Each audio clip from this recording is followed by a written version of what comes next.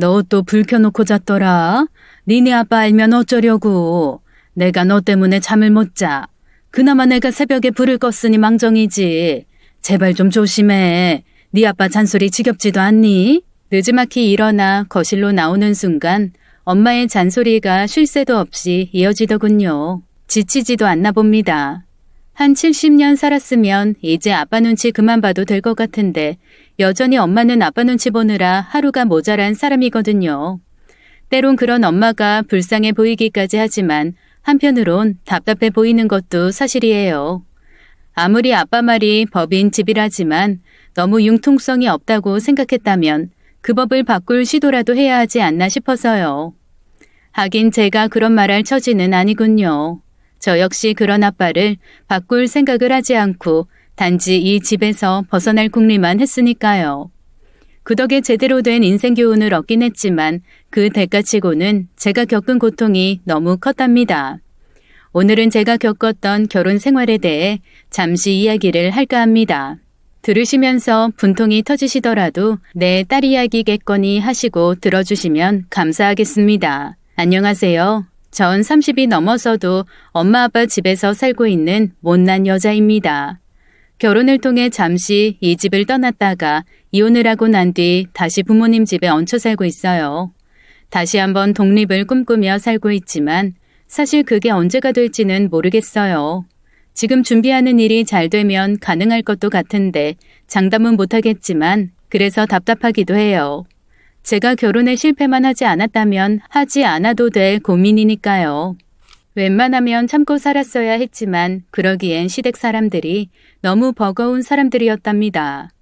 남편도 문제였고 시어머니 역시 상식 미달인 그런 사람이었기 때문이죠. 결국 제가 선택할 수 있는 건 이혼뿐이었어요. 덕분에 이렇게 다시 본가로 들어오게 되었답니다. 본가에 들어왔다고 해서 제 속이 마냥 편하지만은 않았어요. 저희 본가도 냉정하게 보면 그리 평범하지는 않거든요. 바로 아빠 때문이에요. 70을 넘기신 아빠는 세상 사람들이 다 아는 짠돌이세요. 전등 하나 허투루 켰다는 이유로 1시간을 쉬지 않고 잔소리를 하시는 분이거든요. 평생 외식을 해본 게 손으로 꼽을 수 있는 분이시기도 하고요.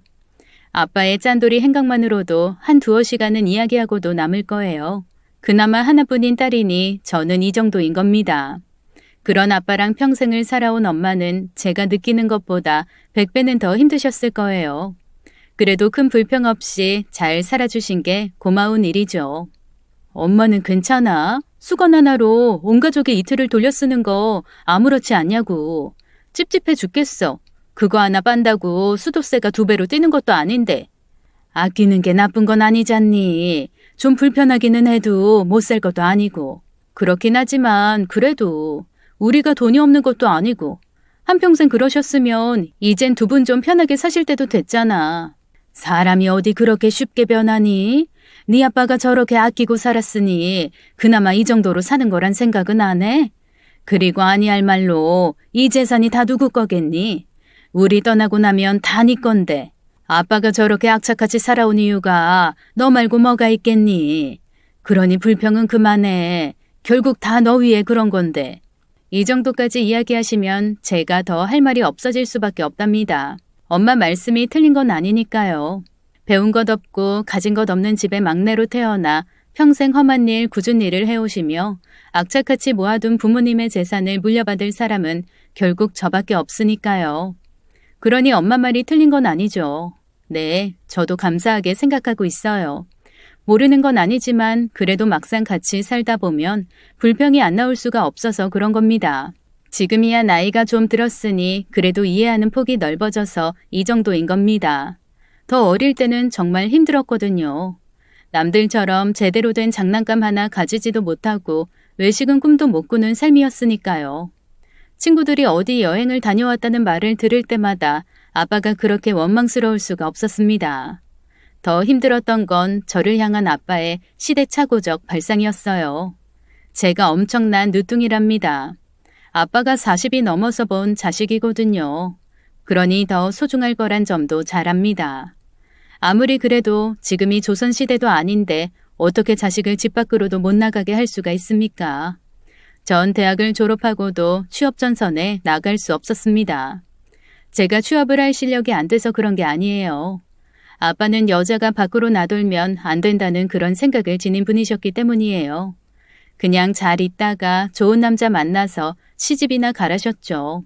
그 문제로 아빠랑 참 많이 다퉜답니다. 저 취직할 거예요. 취직해서 돈도 벌고 성공도 하고 싶어요. 그러니 제발 허락해 주세요. 여자가 어딜? 넌 집에서 엄마한테 살림이나 배우고 있다가 좋은 남자 만나서 시집이나 가. 돈 걱정은 안 해도 돼. 그건 아빠가 할 일이니까.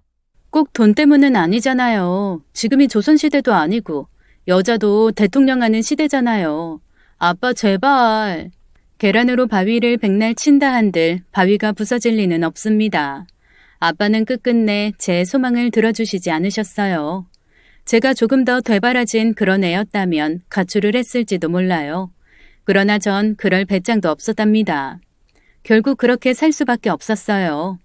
엄마는 그런 절 정말로 안타깝게 생각했지만 엄마는 더더욱 아빠의 말을 거절하지 못하는 분이셨으니 제 편을 들어주실 수는 없었답니다.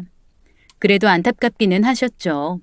자기야 평생 그러고 살 팔자라 어쩔 수 없다 치셨지만 저는 그렇게 살지 않기를 누구보다 원하신 분이셨답니다. 그래서 나온 대안이 바로 결혼이었어요. 미정엄마, 자기가 발이 넓으니 우리의 혼처 좀 알아봐줘. 조건 같은 건 크게 안 봐도 돼. 딱 하나 사위자리가 좀 안정적인 직업이었으면 좋겠어. 공무원이나 선생님 같은 거면 딱 좋겠네. 욕심도 많수. 요새 공무원이나 선생님은 1등 신랑감인 거 몰라요? 알지. 그래서 자기한테 부탁하는 거잖아. 자식 자랑이 팔불출이라는 건 알지만 사실 우리 은혜가 좀 예뻐? 머리도 그만하면 똑똑하고 게다가 나한테 살림을 제대로 배워서 손끝도 여간 야무지지 않은 아이야. 내가 왜 그걸 모를까? 그래도 결혼이란 게 얼굴만 예쁘다고 되는 게 아니잖아. 얼마나 따지는 게 많은데 특히 공무원이나 선생 집안이면 더 심해. 며느리감 학벌이나 직장은 기본이고 친정부모 학벌까지도 따지는 게 예사구만. 부모 학벌은 왜 본데? 부모 학벌 좋은 게 지들 사는데 무슨 도움이 된다고. 아이고 이 답답한 양반아. 부모 학벌이라는 게 정말 학벌이겠소? 아무래도 그런 사람들이면 돈을 더 잘 벌었을 확률이 높으니 그러는 게지. 하긴 그거면 괜찮겠네. 형부가 알부자인 거 아는 사람은 아니. 처갓집이 건물 하나 가지고 있다 그러면 그래도 혹하기는 하겠네. 누가 듣겠네. 건물 같지도 않은 건물로 무슨 유세를. 이 형님 좀 보소. 요새 그 근처 땅값 미친 듯 오르는 거 몰라서 하는 말이요. 내가 그 건물 주인이면 아무 걱정 없이 살겠구만. 이 형님 배가 불렀어. 아무튼 우리가 그런 걸 갖고 있다는 건 말하지 말게. 애 아빠가 그걸 얼마나 싫어하는데. 애 혼처 구하면서 그랬다는 걸 알면 나 당장 쫓겨날 거야. 도통이 애를 못하겠네. 없는 재산도 있다고 거짓말하고 좋은 혼처 구하려는 사람이 한둘이 아닌데 왜 형님은 있는 재산도 없다고 하는 거요? 왜긴 왜겠어. 자기 건물 있다는 거 알면 뜯어먹을 궁리나 한다 싶어 그러는 게지. 아이고 참. 그 재산 죽을 때 싸갈 뿐이시라니까. 근데요 형님, 그런 거 다 감추고 공무원이나 선생사위 구하기가 쉽지 않을 거예요. 내가 형님 일이니 만사 제쳐두고 추진은 해보지만 장담은 못해요. 정말로 재산 있다는 얘기는 빼요. 그거라도 하면 훨씬 수월할 텐데. 그래줘. 대신 자네가 제대로 다리만 놔주면 내가 진짜 크게 갚을게. 진짜요? 형님이 무슨 돈이 있어서? 형부는 피해서 짱 박아 놓은 거라도 있어요? 생활비도 몇 푼 안 받는 양반이 무슨 재주로. 내가 언제 허튼 말하는 거 봤어? 다른 건 몰라도 자네 은혜는 어떻게든 갚을 거니 잘 좀 부탁하네. 바람직한 건 아니죠. 특히나 요즘 같은 세상에 사랑 없는 결혼을 한다는 것도 말도 안 되고요. 그러나 엄마는 그런 식으로라도 저를 탈출시키고 싶으셨던 거였어요. 저도 크게 다르진 않았답니다.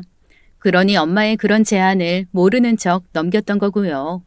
중매쟁이가 그렇게 말은 했어도 선자리가 그리 쉽게 나지는 않더군요. 당연하죠. 처가 형편도 그렇고 저 역시도 크게 내세울 건 없는 처지였으니까요. 그나마 하나 내세울 게 있다면 제가 예쁘다는 것 정도가 다였습니다. 쑥스럽긴 하지만 제가 예쁜 축에 속하긴 하거든요. 비록 숲으로 돌아가긴 했지만 대학 시절엔 지방 축제 아가씨 같은 데 나갈 뻔한 적도 있을 정도입니다. 친구가 제 사진으로 대신 신청해줬거든요. 거기 우승 상금이 100만 원이라면서 그거 타서 신나게 쓰자고요. 다행히 사진으로 접수한 제 신청서가 통과되기는 했지만 정작 그 대회에 나갈 수는 없었답니다. 일주일 정도 합숙을 해야 하는 조건을 충족시킬 수가 없었기 때문이에요. 하루 자고 오는 대학 MT도 제대로 못 가게 하시는 아빠가 하물며 일주일짜리 외박을 허락해 주실 리가 없었으니까요. 아무튼 저한테 내세울 거라곤 예쁘장한 얼굴뿐이었답니다. 형님, 저 칭찬 좀 해줘요. 은혜 신랑감 나왔어요. 공무원이랍니다. 정말이야?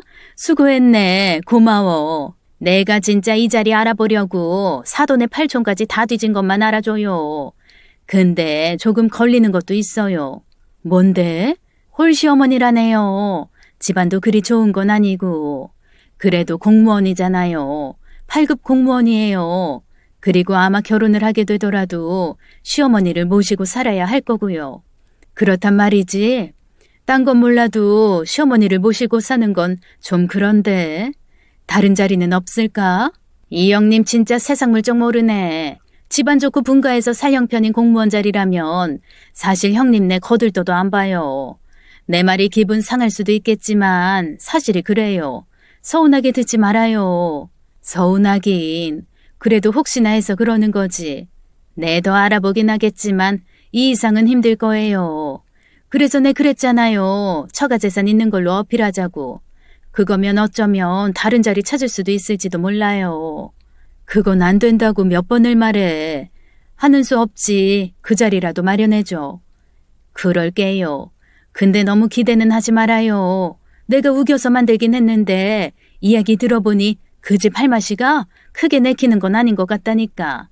그 할마씨가 자기 아들이 무슨 판검사라도 되는 양 생각한대. 겨우 8급이 뭐 그리 대단하다고. 암튼 그렇다고. 내 자리는 최대한 빨리 만들어 볼게요. 그렇게 시작된 만남이었습니다. 사정이 이러니 나가긴 했지만 저도 크게 내키는 건 아니었습니다. 특히 그 사람 첫인상이 완전 별로였거든요. 저보다 5살 많다는데 모르는 사람이 보면 삼촌이라고 해도 될 정도였거든요. 배도 많이 나왔고 말하는 것도 마음에 안 들었어요. 제가 지금은 8급이지만 조만간 7급 달 거예요. 시험만 보면 당장이라도 될 거긴 한데 그러면 제 업무를 담당해 줄 분이 안 계시거든요. 상사분이 조금만 더 맡아달라고 얼마나 간청하시는지. 쉴 새 없이 자기 자랑질이더군요. 빈깡통이 요란하다는 말이 무언지를 잘 보여주는 사람이었습니다. 아무래도 제가 단단히 마음에 든 눈치였어요. 보통 선을 본 날 차만 마시고 헤어지는 경우가 많다고 들었는데 그 사람은 밥을 먹자느니 술을 하자느니 하면서 저를 보내고 싶어 하지 않았거든요. 제가 아무리 집을 탈출하려는 마음이 크지만 그래도 이런 남자랑 함께 살고 싶지는 않았답니다. 그래서 그 청을 뿌리치고 돌아왔고요. 사람은 어떻디? 몰라. 그 사람 정말 32살인 거 맞아? 40살도 넘어 보이더라. 게다가 얼마나 자기 자랑이 심한지 말만 들으면 자기가 제일 높은 사람인 줄 알 정도야. 그렇게 별로였니? 말도 마. 아쉬운 표정을 지으시긴 했지만 제가 그리 딱 잘라 말하니 엄마도 별 말씀은 없으시대요. 그게 그 사람과의 처음이자 마지막 만남이 될 줄 알았습니다. 은혜야, 너 그러지 말고 그 사람 한 번만 더 만나봐. 아니지. 사람 알려면 적어도 3번은 만나봐야지. 첫인상이 뭐 그리 중요하다고. 다음 날 엄마가 제게 그 사람을 다시 만나보라고 그러셨어요. 이유를 잘 몰라서 물어보니 그쪽에서 중매쟁이를 통해 연락을 해왔다고 하더라고요. 네가 너무 마음에 든대. 자기는 결혼까지도 생각해보겠다고. 겨우 한 번, 그것도 2시간 보고 결혼이 무슨 말이야? 말했잖아. 그 사람 말하는 게 너무 허황되다니까. 지금도 그렇잖아. 한 번 보고 결혼 운운하는 게 제정신이야? 네가 몰라서 그래. 연애도 아니고 중매잖아. 중매는 그러기도 해. 무엇보다 그쪽에서 네가 너무 마음에 든다잖아. 엄마가 그 사람을 직접 보지 않았으니 뭐라 말하긴 그렇지만 공무원처럼 안정된 직장이 어딨니? 너도 나처럼 살래? 진짜 내키지 않았지만 엄마가 그렇게까지 말하니 마냥 거절하기만은 그랬습니다. 그래서 2번을 더 만났어요. 조금 나아지긴 했지만 여전히 제게 어울리는 사람은 아니라고 생각했습니다. 그런데도 좀처럼 포기를 안 하더군요. 엄마 말씀 틀린 건 없다. 요즘 공무원이 얼마나 대접받는데 평생 따박따박 월급 주지. 나중에 네 애 태어나면 학비 지원 잘해주지. 퇴직하고 나도 연금 확실하게 주지. 네가 배가 불러서 쇼를 하는구나. 누가 그걸 몰라. 근데 생긴 게 너무 아저씨야. 그뿐이면 말도 안 해. 말하는 것도 그렇다니까. 네가 그 사람을 안 봐서 그래. 야, 사람 사는데 인물이 다니? 아니 할 말로 영화배우처럼 생겨서 맨날 바람이나 피우는 게 낫겠어? 네 말대로 인물이 완전 꽝이라 쳐. 그럼 오히려 다른 여자들이 거들떠도 안 볼 거잖아. 최소한 그 남자가 바람을 피울 거라는 걱정은 안 해도 되잖아. 네가 애를 낳아도 네 얼굴 반은 닮을 테니 인물 걱정도 안 해도 되고. 나 같으면 감사합니다 그러고 하겠다. 주변 사람들은 짝이라도 한 듯 제 말을 철없는 아이의 그것처럼 대하더라고요. 한 명만이라도 제 말에 동조를 해주었다면 그 남자를 더 만나지 않았을 겁니다. 근데 엄마부터 시작해 친구들까지 다 그러니 저도 조금씩 생각이 달라지대요. 결국 그 사람의 어머니까지 뵙게 되었습니다. 참 예쁘네. 우리 아들이랑 잘 어울려. 장신동 오여사통에 부모님이랑 자기 얘기는 대충 들었어. 일을 안 하고 있다면서? 어디 아파서 그런 건 아니지? 네, 그런 건 아니고 아무래도 제가 늦게 나오다 보니 아빠가 좀 과보호를 하시는 면이 있어서요. 그래서 회사 가는 걸 반대하셨어요. 하긴 그럴 수도 있겠네. 내가 봐도 예쁜데 아버님은 오죽하실까? 그럼 결혼을 하고도 살림만 할 건가? 그건 아니에요. 지금이야 아빠 밑에 있으니 아빠 말에 따라야 하겠지만 전 일을 하고 싶어요. 요즘 같은 세상에 남자 혼자 벌어서 언제 집 사고 애들 키우겠어요. 물론 어른들 생각을 들어봐야겠지만 전 그러고 싶어요. 옳지. 그 말이 맞아. 남자 혼자 벌어서 어떻게 살려고. 되게 화기애애했어요. 무엇보다 그분이 일을 하실 거냐고 물어봐 주신 게 좋았답니다. 말했던 것처럼 제가 결혼을 하고 나서 일을 한다고 하면 아빠가 더 이상 반대를 하실 수 없다고 생각했기 때문입니다. 아무래도 저를 예쁘게 봐주신 것 같으니 저도 마음이 놓이더라고요. 결국 그분이 음식을 하시는 것까지 도왔을 정도로 금세 가까워진 느낌을 받았습니다. 근데 그게 아니었어요. 죄송합니다. 저 전화 좀 받을게요. 마침 친구가 전화를 걸어왔답니다. 제가 시댁이 될지도 모르는 곳에 인사를 간다고 했더니 못내 궁금했나 봅니다. 안 받을 수도 있었지만 좀 불편해서 잠깐 숨이라도 돌릴 양으로 집을 나가서 전화를 받고 왔어요. 초인종을 누르려는데 안에서 하는 이야기 소리가 들리지 뭡니까? 그분이 원체 목소리가 크신 양반이거든요. 나중에 시집가서야 절실히 깨달은 일이지만 그날은 몰랐어요. 워낙 나긋나긋하게 말씀하셨거든요. 네가 좋다니 내가 만나기는 한다만 다시 생각해보면 안 되겠니? 엄마는 아무리 봐도 네가 너무 아까워. 네 말대로 예쁜 것 같기는 하다만 그거 말고는 볼 게 없잖니. 친정이 잘 사는 것도 아니고 친정 아빠란 양반이 작은 공장을 한다니 덕볼 것도 없고 게다가 직업도 없고 지 말로는 일하고 싶다지만 그럴 거면 이미 직장이 있어야 하는 거 아니냐? 저런 애 들였다가 너 혼자 고생해서 번 돈으로 지 좋은 일만 할까봐 걱정이다. 그래도 이 결혼 해야겠니? 그런 생각을 하고 있는 줄 몰랐습니다. 그러면서 어떻게 웃는 낯으로 저를 예쁘다느니 손끝이 야무지다느니 하실 수 있으신 건지요. 그건 빙산의 일각이었습니다. 시어머니가 되신 후엔 그보다 훨씬 심하셨거든요. 그때라도 멈춰야 했었습니다. 또 그러려고도 했고요. 저런 말을 들으면서까지 해야 할 결혼은 아니라고 생각했거든요. 은혜씨, 왜 그러세요? 저희 어머니도 만나 뵙고 좋게 이야기하셨잖아요. 엄마도 은혜씨가 마음에 든다고 꼭 며느리 삼았으면 좋겠다고 하셨는데요. 말도 안 되는 거짓말을 하더군요. 그만큼 제가 마음에 들었기 때문이겠죠. 네, 그 점은 감사하게 생각해요. 아무것도 아닌 저를 예쁘게 봐주셨으니까요. 근데 아무래도 저희가 좀 안 맞는 것 같아요. 급하게 진행하다 보니 왠지 제가 너무 서두른다 싶기도 하고요. 종호 씨 정도라면 얼마든지 좋은 사람 만나실 거예요. 그래서 말하는 거니까 오해는 안 하셨으면 좋겠어요. 죄송해요. 저희가 안 맞다니요. 저는 처음부터 은혜 씨랑 너무 잘 맞았는데요. 혹시 엄마를 모시고 살아야 하는 것 때문에 그러세요? 그건 너무 죄송한데 조금만 시간을 주세요. 아무래도 제가 공무원이다 보니 당장 집을 구할 만큼 돈을 못 모아서 그래요.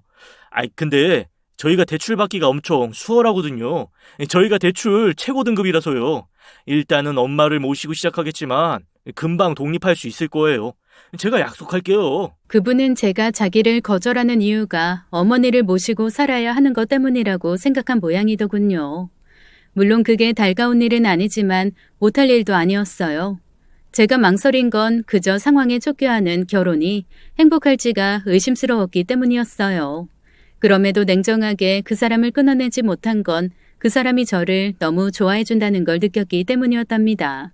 친구가 그랬거든요. 내가 유언 선배 좋아서 매달리다시피 결혼한 거 알지? 잘 알지. 오죽하면 우리가 인간 승리라고 그럴까. 인간 승리?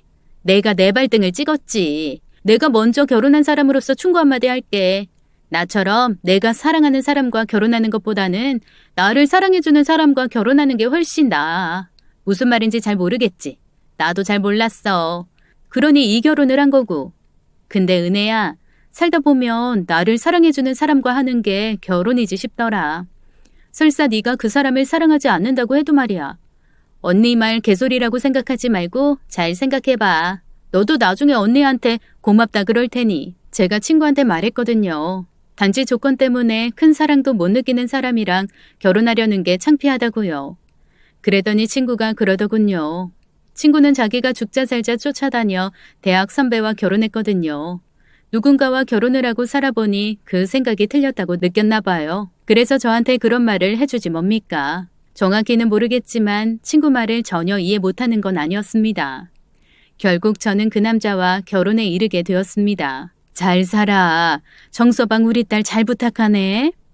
걱정 마십시오. 제가 세상에서 가장 행복한 여자로 만들어주겠습니다. 너는 이제 출가 외인이니 우리 집에 신경도 쓰지 마라. 시어머니한테 잘하고 신랑한테도 잘하고 엄마 아빠 욕 안 듣게 잘할 거라 믿는다.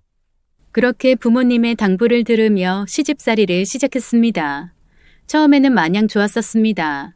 이젠 더 이상 불 켤 때마다 조마조마해야 할 이유도 없었고 화장실에서 아무 눈치도 보지 않고 휴지를 마음껏 사용할 수 있었으니까요. 출출한 저녁이면 남편과 함께 치킨을 시켜 시원한 맥주 한잔을 하는 그 기쁨을 태어나 처음 누리면서 이런 게 행복 아닐까 생각하기까지 했습니다. 그러나 그게 다였어요. 결혼식장에 들어서는 순간까지 엄마가 걱정했던 시집살이의 매운맛이 저를 기다리고 있었거든요. 너도 이제 우리 집에 온 지 한 달도 넘었고 하니 이젠 네가 통장 관리를 하는 게 맞겠지. 잘 부탁한다. 한 달 정도 지난 어느 날 시어머니가 가게 경제권을 넘기신다고 그러시더군요. 아무것도 몰랐으니 전 그게 그리 좋았답니다. 그건 제가 이 집의 어엿한 안주인이라는 뜻이니까요. 그게 제 악몽의 시작이란 걸 왜 몰랐을까요? 내가 혼자 몸으로 저놈을 키우느라고 진짜 안 해본 일이 없다. 다행히 저놈이 떡하니 공무원이 돼서 이제 그 고생 안 하나 했는데 딱히 그런 것도 아니더구나. 세상에 어떻게 새벽부터 밤늦게까지 부려먹고는 월급이라고는 쥐꼬리만큼 주는 건지. 이래서 이 나라가 발전을 못하는 거야. 대기업 다니는 것들보다 훨씬 중요한 사람에게 하는 대접이 그 모양이니 나라가 이 모양이 꼴이지. 시어머니 눈에는 중요하기 이를 데 없는 아들이 받는 월급이 말 그대로 박봉이었던 게 이해가 가지 않았나 보더라고요. 그 말을 100% 받아들인 건 아니지만 사실 제가 봐도 너무 적긴 했어요. 제 예상보다 훨씬 적었거든요. 경제권을 넘겨받았다는 기쁨이 그리 오래가지 않았던 이유였습니다. 그 돈으로 우리 세 식구가 살아가는 게 걱정될 정도였습니다. 문제는 단순 생계비 이외의 것이 존재한다는 거였답니다. 나도 이젠 쉬어야 할 나이잖니. 근데 너도 알다시피 우리 종호가 공무원 아니냐. 옛날로 치면 판검사 부럽지 않은 자리라고 그러잖니. 그러니 내가 친구들 모임에 나가도 계산을 안 할 수가 없게 됐어. 아들이 그 고생해서 번 돈 쓰는 게 쉽지는 않지만 해야 할 일은 맞다 싶어. 그래서 말인데 나 매달 용돈으로 100만 원만 다오. 나머지는 내가 알아서 하마. 100만 원이요? 어머니, 종우 씨 월급에서 그 돈 빼면 저희 생활비 안 남는 거 아시잖아요. 죄송한데 한 50만 원이면 안 될까요? 충분히 이야기가 통할 줄 알았습니다. 그간 남편 월급으로 가게를 꾸려오신 분이니 이해하시리라 믿고 드린 말씀이었어요. 너 지금 못 주겠다고 그러는 거냐? 내가 저놈 키우느라 얼마나 고생했는데 내가 밖에 나가서 아들 얼굴에 먹칠이라도 하라는 말이냐? 너 그렇게 안 받는데 내가 그렇게 만만한 거냐? 만만하다뇨. 제가 어떻게 어머니를 그렇게 봐요. 그래서 드리는 말씀이 아니란 거 잘 아시잖아요. 종우 씨 월급이 적으니 그걸 아껴 써야 한다는 뜻이에요. 월급이 적건 많건 그걸 쪼개서 불리는 게 안주인이 해야 할 책무라는 걸 모르니? 니네 집에서는 어떻게 살았는지 모르지만 우리 집은 그렇다. 정모자라면 네가 일을 해서 채워 넣어야 하는 거라고. 내 말 무슨 뜻인지 알겠지? 나한테 매달 100만 원을 주고 나머지는 네가 알아서 채워 넣어. 나 말 다 했으니 더 이상 이런 걸로 얼굴 붉히지 말자. 도무지 대화란 게 안 되더군요. 그 박봉에서 100만 원씩이나 가져가겠다는 말을 어쩜 그리 당당하게 하시든지요. 이럴 때 믿을 거라곤 남편밖에 없겠죠. 어머니가 용돈을 100만 원이나 달래요. 그거 드리고 나면 우리 생활비도 모자라는데. 엄마도 참. 그래도 그간 고생하셨으니 그러시는 거야. 힘들겠지만 당신이 어떻게 해봐. 남편이 그러니 더 기운이 빠지더라고요. 정말 그래야 돼요? 당신이 어머니한테 말씀드리면 안 돼요? 난 못해. 그랬다가 마음 상해 알아누우시기라도 하면 그 뒷감당을 어떻게 해. 방법이 없었습니다. 결국 남은 건 제가 일을 하는 것밖에 없었어요. 문제는 제가 대학 졸업 후 4년 가까이 아무 일도 하지 않았다는 거였습니다. 나이는 많은데 경력도 없으니 취업할 만한 자리가 없었어요. 그렇다고 두 손 놓고 있을 처지도 아니었어요. 주변 사람들은 물론이고 구인 사이트를 뒤져 일자리를 찾아보았어요. 가장 흔하게 뽑는 격리 자리는 제가 아예 모르니 시도조차 할 수 없었어요. 나머지도 크게 다르지 않았답니다. 그러다 자리가 났어요. 친구가 추천해준 자리였답니다. 은혜야, 너 모델해라. 모델? 내가 무슨 모델을 해. 나이도 있고 키도 그렇고. 세상에 아줌마를 모델로 쓰는 데가 어딨다고. 너 지금 나 놀리지? 놀리긴 그런 모델 말고 옷 모델. 사촌 언니가 인터넷 의류 쇼핑몰을 해. 이것저것 다 다루기는 하는데 주부 대상 옷도 팔거든. 거기 모델하면 어떨까 해서 내가 언니한테 네 이야기 했거든. 그랬더니 사진 있냐 그래서 보여줬더니 괜찮을 것 같다고 그러더라고. 너만 좋다면 당장 면접 보고 일할 수 있어. 돈이 크게 많은 건 아니지만 그래서 시간 많이 드는 것도 아니고 시간당 페이도 나쁘지 않아. 너 생각 있니? 당연히 의사가 있었습니다. 아침 저녁으로 출퇴근하는 것도 아니고 친구 말대로 시간당 페이는 꽤 높은 일이었거든요. 그래서 남편에게 자랑스럽게 말했답니다. 쇼핑몰 모델? 옷 입고 사진 찍는 거 말이지? 네, 친구 사촌 언니가 하는 쇼핑몰인데 저 사진 보고 괜찮다고 했대요. 페이도 나쁘지 않고 시간도 괜찮아서 할까 해요. 당연히 괜찮다고 그럴 줄 알았습니다. 어쨌든 제가 일하는 데는 찬성을 한 상황이었으니까요. 결혼한 주부가 모델을 한다니? 당신 미쳤어? 도무지 이해가 가지 않았습니다. 주부는 모델을 못한다는 말이 무슨 뜻인지 몰랐기 때문입니다. 네? 어차피 주부들이 입을 옷을 입고 찍는 거예요. 그게 어때서요? 이 사람 진짜 순진하네. 내가 그런 걸 몰라? 그런 거 보면 야한 옷 입고 몸매 드러나게 사진 찍더구만. 주부가 어떻게 그런 거래? 그런 거 아니에요. 그냥 일상복 같은 거 입고 찍는 거예요. 거짓말하지 마. 나도 알 건 알아. 거기 주소 불러봐. 어떤 건지 보자고. 친구가 알려준 쇼핑몰을 열었습니다. 저도 이미 봤거든요. 정말 평범한 그런 옷들이었답니다. 제 눈에만 그랬나 보대요. 남편이 이것저것 뒤지더니 떡하니 사진 한 장을 보여주더라고요. 이것 봐. 이게 무슨 일상복이야. 엉덩이 다 보이잖아. 이런 모습을 다른 사람들이 보는 건데 이걸 당신이 하겠다고? 말도 안 되지. 남편이 보여준 건 레깅스를 입은 모델이었답니다. 네, 어찌 보면 좀 야하다고 생각이 들 수도 있지만 레깅스를 입고 거리를 활보하는 사람들이 한둘이 아닌데요. 말 그대로 레깅스는 평상복이 되어버린 세상이라고요. 근데 남편은 그게 아니었나 봐요. 내 마누라가 벌거벗다시피 한 모습을 다른 사람이 보는 걸 그냥 참고 있으라고? 야, 내가 미치지 않고서야 이런 걸 하게 할 수는 없잖아. 절대로 안 돼. 결국 모델 일은 할 수 없게 되었습니다. 친구가 아쉽다고는 했지만 그래도 이해는 간다더군요. 네 신랑 네가 엄청 좋은가 보다. 겨우 레깅스 입은 것도 남들이 보는 게 싫은 거 보면 남자가 질투하는 거 나쁘지 않다. 친구의 말을 들으니 남편이 반대할 수도 있겠다 싶더라고요. 그만큼 사랑하는 사람이니 그런 거겠죠. 왜 있잖아요. 탤런트 아내를 둔 남편들이 아내가 극 중에서 키스씬 찍으면 엄청 기분 나빠하는 그런 거요. 남편이 그랬나 봅니다. 친구 말대로 애정이 없다면 기분 나빠할 일이 아닌 거죠. 그래서 조금 아쉽긴 했지만 포기할 수밖에 없었습니다. 제가 남편이라는 사람을 너무 몰랐던 거였어요. 이후 제가 몇몇 일을 더 하려고 했거든요. 보험 영업이나 옷가게 점원 같은 거요. 경력 없는 여자가 할 수 있는 일이 그런 것밖에 없더라고요. 근데 그것조차 남편은 막았답니다. 보험 영업하게 되면 이 남자 저 남자 만나야잖아. 당연히 영업인이 그럴 때마다 웃어야 할 거고. 야, 내가 왜 내 마누라가 딴 남자 보면 웃는 걸 보고 있어야 돼? 하지마.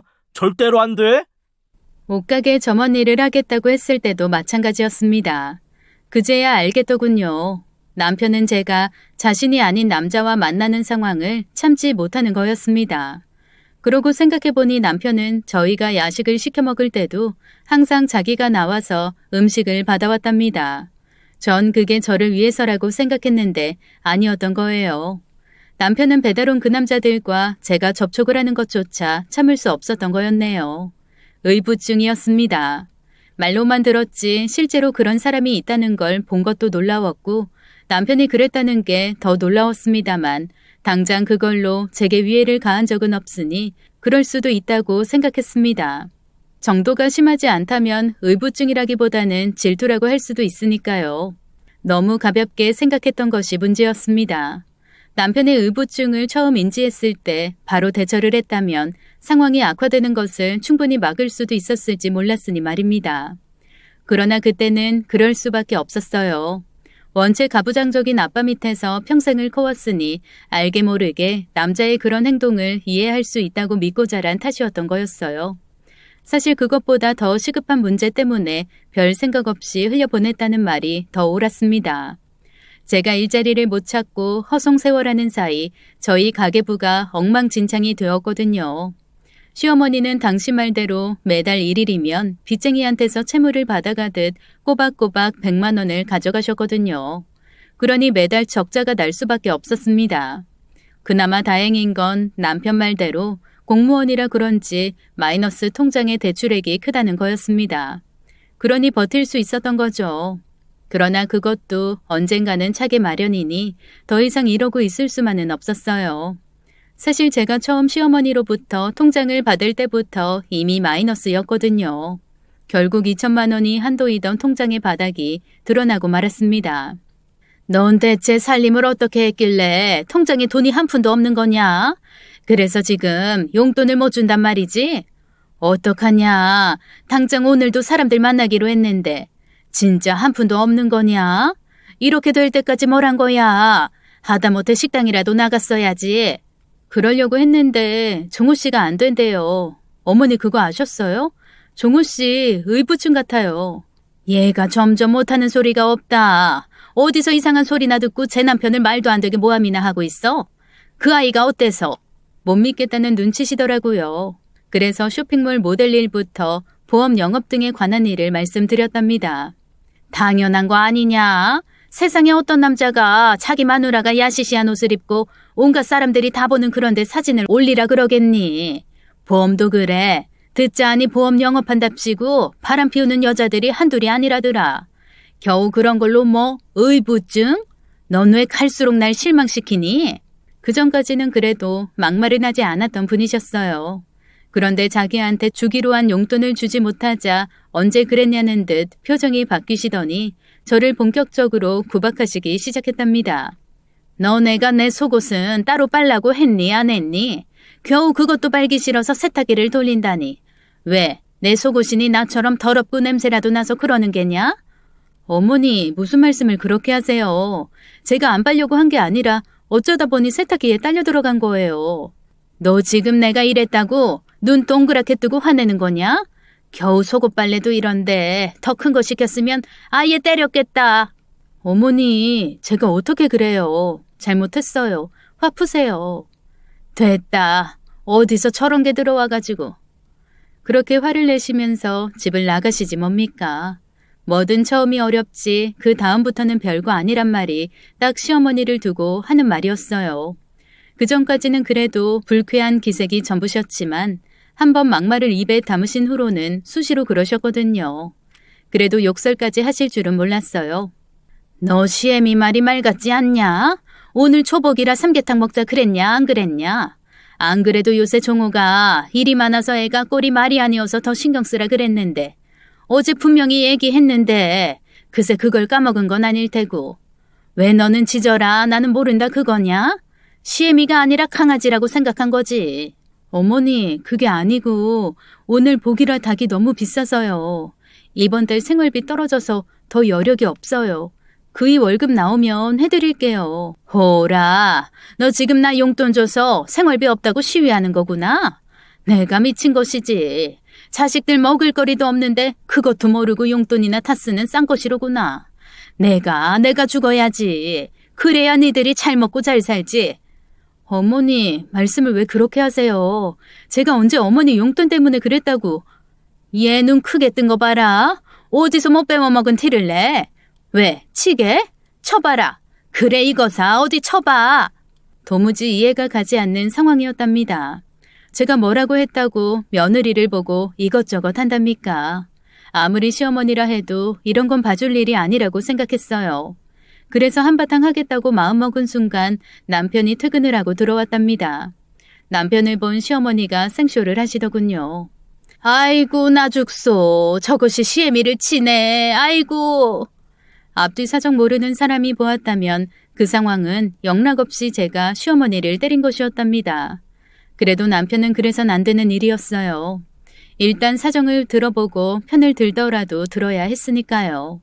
그러나 남편은 시어머니의 행동만으로 그 모든 것을 판단했었습니다. 뭐야? 아이 미쳤어? 이게 어디 감히... 제 사정을 듣지도 않고 영문을 몰라 얼어버린 저를 세차게 밀치더라고요. 덕분에 저는 화장실 문에 쿵소리를 내며 부딪혀야 했습니다. 엄마 괜찮아요? 아이 무슨 일인데? 어깨를 부여잡고 아파하는 저는 이미 안중에도 없더군요. 남편은 세상 둘도 없는 효자처럼 시어머니만 챙기고 있었답니다. 시어머니가 흐뭇해하시는 표정을 보지도 못한 채 걱정스레 시어머니를 달래는 남편을 보며 전 무언가 단단히 잘못되었다는 걸 느낄 수 있었습니다. 아이 나야 엄마가 그러니. 아이 미안해. 아이 근데 누구라도 그랬을 거야. 들어오자마자 엄마가 당신한테 맞았다고 뒹구니. 아이 뭐 다른 생각을 할 겨를이 어딨겠어. 상황이 종료되고 우리 방에서 제 이야기를 다 들은 남편이 거듭 사과를 했지만 전 사과를 받을 정신조차 없었습니다. 남편이 저를 금방이라도 때릴 것처럼 험악한 표정으로 저를 밀친 기억이 계속 저를 괴롭혔기 때문이었죠. 미안한데 당신이랑 이야기하고 싶지 않아요. 내가 나갈까요? 당신이 나갈래요? 남편도 그제야 사태의 심각성을 깨달았나 보더라고요. 몇 번에 걸쳐 사과를 했지만 제가 사과를 받아들이지 않자 숨겨진 본색이 나오더군요. 아이 그만하라고. 내가 몇 번을 미안하다고 그래. 이 정도 했으면 못 이긴 척 받아줘야지. 그리고 당신도 잘한 것도 없어. 삼계탕 끓이라 그랬으면 끓이면 될 일을 왜 안 해? 돈이 없었다는 말은 하지 마. 카드로 샀으면 되잖아. 내가 엄마라고 해도 그렇게 생각하겠다. 자든 말든 마음대로 해. 정말 어이가 없었습니다. 똥 싼 놈이 화낸다더니 딱 그 짝이었으니까요. 자기 잘못은 그저 실수고 제가 한 일은 일부러 그랬다는 듯 말하는데 너무 분해서 더 이상 말을 할 수가 없었습니다. 그날로부터 한 보름을 남편과 말 한마디 섞지 않고 지냈습니다. 남편이 뭐라고 한 건지 몰라도 시어머니는 가끔 혀를 차기는 했지만 딱히 토를 달지 않았습니다. 아마 그 일이 없었다면 냉전이 더 이어졌을지도 모르겠어요. 서은혜 씨 되십니까? 네, 그런데요. 누구세요? 네, 저희 회사에 이력서 넣어주셔서 전화드렸습니다. 싸운 건 싸운 거고 가게는 꾸려야 했으니 그동안에도 열심히 일자리를 찾았습니다. 그중 한 업체에서 연락이 왔어요. 도시락을 만들어 납품하는 회사였답니다. 특별한 경력 따위는 필요 없는 곳이었어요. 음식 만들 수 있는 정도면 되는 거니까요. 그렇게 면접을 봤습니다. 면접이라고 해봐야 별거 아니었어요. 음식 잘하냐고 묻더니 우엉조림을 만들어 보라더군요. 제가 딴 건 몰라도 엄마 밑에서 살림을 배운 사람이었습니다. 그 정도야 식은 죽 먹기였죠. 젊은 분이 손이 맵네요. 어머님이 잘 가르쳤나 봅니다. 저희 회사에서 일하시는 분들이 대개 50대, 60대 분들이시거든요. 괜찮으시면 저희랑 함께 일하시죠. 당장 일한다고 했습니다. 다른 일처럼 남편이 회방을 놓을지도 모른다 싶었지만 그런 걸 따질 때가 아니었거든요. 무엇보다 직원들 대부분이 연세 많은 여성분이시니 남편이 크게 트집 잡을 것도 없다 싶기도 했고요. 그게 아니었더라도 한다고 했을 겁니다. 남편과 냉전 중이었으니 그런 오기 같은 것도 있었어요. 예상외로 남편이 순순히 허락을 하더군요. 아마 자기도 미안하다 싶었던가 봅니다. 언제부터 그래? 힘들지 않겠어? 음식 만드는 게 쉽지 않을 텐데. 다음 주요. 미안해. 내가 진짜 미안해. 당신한테 그러려던 게 아니었어. 그냥 당신이 내 맘을 몰라줘서 화가 나서 그랬어. 2번 다시 안 그럴게. 그러니까 한 번만 용서해줘. 결국 화해를 했습니다. 여전히 괘씸한 건 있었지만 한 보름을 그러고 사니 저도 피곤하기도 했거든요. 당장 매달 빵꾸 나는 가계부를 정상으로 돌릴 수 있다는 안도감도 한몫했고요. 그렇게 전 도시락 납품업체에서 일을 하게 되었습니다. 생전 처음으로 제대로 된 일을 하자니 힘든 일이 이만저만이 아니었어요. 음식을 만드는 일이야 매번 해오던 것이니 크게 힘들지는 않았지만 저희 회사 특성상 그게 맡은 일의 전부는 아니었거든요. 기본적인 매출이야 거래를 맺은 업체에 도시락을 납품하는 거였지만 저희 사장님이 그것보다 더 신경 쓰시는 일이 있었거든요. 가난하게 사시는 독거노인들에게 도시락을 제공하는 일이 그것이었어요. 참 좋은 일이죠. 돈도 받지 않고 그런 분들에게 도시락을 제공하는 거니까요. 문제는 그런 일을 저희들이 직접 해야 할 때가 많다는 거였습니다. 배달 사원들은 일반 배송 업무를 하기 바빴으니 독거노인들에게 도시락을 드리는 건 제조 파트 직원들의 손을 빌리는 일이 잦았답니다. 하루 종일 음식을 만드는 것만으로도 충분히 지친 상태에서 달동네를 떠도는 일은 상당한 체력 소모를 필요로 하는 일이었거든요. 근데 좋았어요. 도시락을 받고 좋아하시는 어르신들을 보는 일은 굉장한 보람을 느끼게 해줬기 때문이에요. 아무래도 양이 많다 보니 독거노인을 찾아뵙는 일은 2사람이 한 조를 이뤘답니다. 제가 직원 중 가장 젊은 축이다 보니 가장 힘든 코스를 주로 맡았어요. 그래서 저랑 파트너를 이루는 분도 그래야 했어요. 근데 저희 회사에서 그런 사람이 어디 있겠습니까? 그래서 선택된 분이 사장님의 아드님이었어요. 체대에 다니는 친구였는데요. 참 대견하더라고요. 그날도 그랬어요. 이곳저곳을 다니며 도시락을 배달했답니다. 좋은 일이니 표정이 밝을 수밖에 없죠. 사장님 아들이 영규였습니다. 저보다 3살 어린 친구였는데요. 아무래도 또래다 보니 이야기도 잘 통하기도 했고 어렵고 힘든 일일수록 더 웃으며 해야 하잖아요. 그게 문제가 될 줄 몰랐습니다. 힘들게 일을 마치고 집에 들어가 저녁을 준비할 때였습니다. 남편이 잔뜩 인상을 구기고 들어와서는 순식간에 제 뺨을 날리지 뭡니까. 당신 미쳤어요? 지금 뭐 하는 짓이에요? 갑작스런 고성에 시어머니가 안방에서 나오셔서 그 장면을 보셨답니다. 정상적인 분이시라면 남편을 말리고 자초지종을 듣게 하셔야 하지 않습니까? 그런데 시어머니는 안 그러시더군요. 그냥 구경꾼이시더라고요. 뭐 하냐고? 바람난 여자 잡는다. 왜? 바람이요? 지금 뭐라는 거예요? 당장 사과해요. 사과 같은 소리 한다. 그럴 법하니까 그러는 거지. 사과는 내가 아니라 네가 해야 하는 거 아니야? 이거 어떻게 바람을 피우고도 그렇게 당당해? 그러니까 무슨 소리냐고요. 하루 종일 일하고 들어온 사람한테 바람이라니. 아하, 그런 적이 없으시다. 그럴 줄 알았지. 바람 피운 것이 지 입으로 바람 피웠다 그러는 걸 본 적이 없으니까. 근데 그럴 줄 알고 증거를 잡아왔지. 야, 이거 보고도 그럴까? 남편이 핸드폰을 열어 사진 한 장을 보여주대요.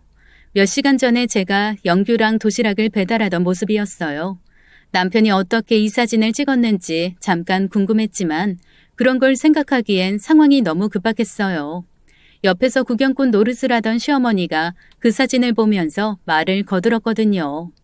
진짜네? 그러고도 뻔뻔하게 이 집에 들어온다고? 내 뭐랬냐? 처음부터 그러지 않디. 얼굴값 할 거라고. 능력도 좋다. 딱 봐도 저것보다 더 젊어 보이는데. 어머니, 말씀 조심하세요. 저것이라뇨. 그리고 그 친구는 저희 회사 사장님 아들이에요. 사장 아들. 그래서 당신이 출근할 때마다 콧노래를 불렀구만. 사장 아들 잡았으니 신날 법도 하겠지. 내가 몰랐으면 계속 그랬을 테고. 야, 정종호, 너 말 그렇게 할래? 이것이 미쳤나? 정종호가 뭐야? 감히 남편 이름을 막 불러? 잘한 게 뭐 있다고? 왜? 든든한 서방 생겼으니 이젠 막 나가겠다 그거냐? 뭐하니? 저거 당장 내쫓지 않고. 내쫓긴 뭘 내쫓아요. 안 내쫓아도 내가 알아서 나갈 거예요. 그 전에 말은 해야죠. 저 친구랑 제가 바람을 피웠다고요? 뭐 눈에 뭐만 보인다더니. 저 독거 노인들에게 도시락 배달한 거예요. 못 믿겠으면 회사에 전화해서 물어보든가. 이런 대접을 받고 내가 왜 있어요? 그래도 내가 선택해서 한 결혼이니 어떻게든 잘해보려고 얼마나 노력을 했는데. 노력을 해? 네가? 기가 차서 말이 안 나온다. 말 잘하셨네요. 어머니 뭘 하셨어요? 제가 회사 나가니 용돈을 더 올려달라셨죠? 제 월급이 220인데 150 달라셨죠? 그러면서 뭘 하셨어요? 아들 월급은 아까워서 못 쓰시겠다고요? 그 힘들게 일해서 번 돈을 어떻게 쓰냐면서요? 그래, 그랬다. 저놈이 그 고생해서 번 돈을 어떻게 쓰겠니? 뭐가 잘못됐니? 저 사람은 힘들게 일해서 벌고 저는 놀면서 벌어요? 제 돈 쓰는 건 왜 안 아깝다고 생각하시는데요? 그리고 또 뭘 하셨어요? 그깟 회사 다닌다고 유세 떤다고요? 제가 언제 그랬어요? 아침도 차려드렸고 저녁도 오자마자 차려드렸잖아요. 그랬는데 뭐요? 다른 시어머니들처럼 십첩반상은 못 받아도 고기나 국은 있어야 하지 않냐고요? 세상에 어떤 시어머니가 그런 거 안 했다고 며느리를 이것저것 부른답니까? 저거 봐라. 저러니 쌍욕이 안 나오겠니? 세상 무서운 게 없어. 처음부터 내가 말만 하면 눈 동그랗게 뜨고 잡아먹을 듯 덤벼든 것이라고. 내가 너한테는 말 안 했지만 이 어미가 그간 이렇게 살았다. 너 당장 엄마한테 죄송하다고 말씀드려. 그리고 회사에는 내가 직접 물어볼 거야. 정말 독거 노인 도시락 전달한 거냐고. 죄송 같은 소리 한다. 내가 왜 그래야 돼? 회사에 물어본다고? 쪽팔리지도 않니? 그래 물어봐. 내가 잘못한 게 없는데 뭐가 무섭겠어? 너 진짜 아니기만 해봐라. 아니면 어쩔 건데? 왜? 또 때리게? 그래 때려. 내가 가만히 있을 줄 알아? 당장 진단서 끊어서 고소할 테니까. 도대체 몇 번째야? 그간 내가 맞고도 가만히 있으니 내가 아무것도 못하는 바보처럼 보이디? 그래 내 잘못이지. 처음 그랬을 때 바로 신고했어야 하는데 이제라도 그러려고. 그러니 마음대로 해봐. 남편의 손이 올라갔지만 또다시 날아오지는 않았습니다. 제 표정이 그만큼 확고했기 때문이었을 거예요. 사실 그간 남편에게 몇 번 맞았거든요. 이유는 매번 똑같았답니다. 길을 묻는 남자에게 웃으며 대답했다는 그런 말도 안 되는 이유 말입니다. 심지어는 자기 친구한테 눈웃음 쳤다는 이유로 맞기도 했어요. 그걸 참은 제가 바보인 거죠. 이제는 더 그러지 않으려고요. 살가운 두 사람끼리 잘 살아봐요. 난 갈 테니. 가긴 어딜 가? 남편이 제 팔을 잡더군요. 이거다. 내가 신고 못할 것 같아? 자신 있으면 더 해보고. 저거 눈깔 치켜드는 거 봐라. 내가 저걸 보고 살아왔단다. 말만 그랬지 두 사람 다 저를 끝까지 잡지는 못했습니다. 그만큼 제 의지가 강하다는 걸 알았기 때문이었을 거예요. 그렇게 집을 나온 저는 친구 집으로 갔어요. 갑작스럽게 들이닥친 저를 본 친구가 놀라서 이것저것 묻더군요. 대충 상황을 설명해 줬습니다. 그 친구는 제 사정을 이미 적당히 알고 있었거든요. 그래서 제가 이 친구 집으로 온 거기도 합니다. 잘했어. 네가 뭐가 모자라서 그런 하찮은 인간들한테 쌍욕을 듣고 맞고 살아. 당분간은 여기서 있어. 너 집에는 말 안 할 거지? 조금만 신세 질게. 얼른 고시원 같은 거 알아봐야지. 됐어. 나도 혼자 사는 것보단 너랑 있는 게 나아. 그나저나 이제 어떡할 거야? 어떡하긴 이혼해야지. 저런 사람들이랑 하루도 더 못 살아. 집을 나온 후 남편에게 이혼을 요구했습니다. 그런데 남편이 이혼만은 안 된다더군요.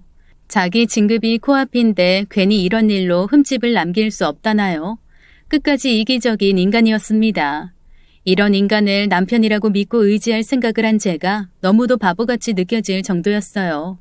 이혼을 안 해준다고 해서 못할 것도 아니었습니다. 이혼 소송이라도 하면 되니까요.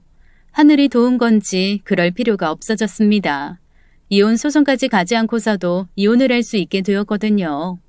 집을 나온 이후 전 회사 일에 매달렸습니다. 마음이 복잡할 때는 일로 씻는 게 가장 효과적인 것 같아서요. 그게 아니라도 회사 일이 더 마음에 들기도 했고요. 여전히 전 음식을 만들고 독거노인들을 위한 도시락 배달을 하고 있었답니다. 그러던 어느 날 믿기지 않는 장면을 보게 되었어요. 언제나처럼 가장 힘든 달동네 독거노인을 위한 배달 일을 하다 사람들이 잔뜩 몰려있는 것을 보게 되었어요. 혹시 어르신 중 한 분이 잘못된 건가 싶어 얼른 달려갔답니다. 그곳에서 남편을 봤어요.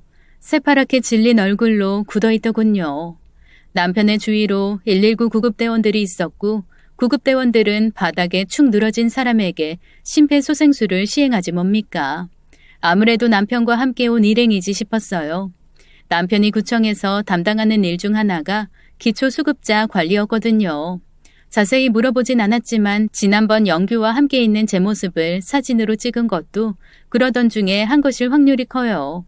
잠시 후 구급대원들이 그 사람을 응급차에 태워서 갔답니다. 남편도 같이 가는 걸로 봐선 역시 일행인 게 맞나 봐요. 누나, 저 친구 사회복무요원이래요. 사회복무요원? 그런데 왜 저렇게 됐대? 야, 너 이리 와봐. 인사드려. 나랑 같이 일하시는 누나야. 안녕하세요. 저 영규 형 후배 김진욱이라고 합니다. 영규의 후배라는 그 친구는 남편이 데리고 온 사회복무요원이었어요.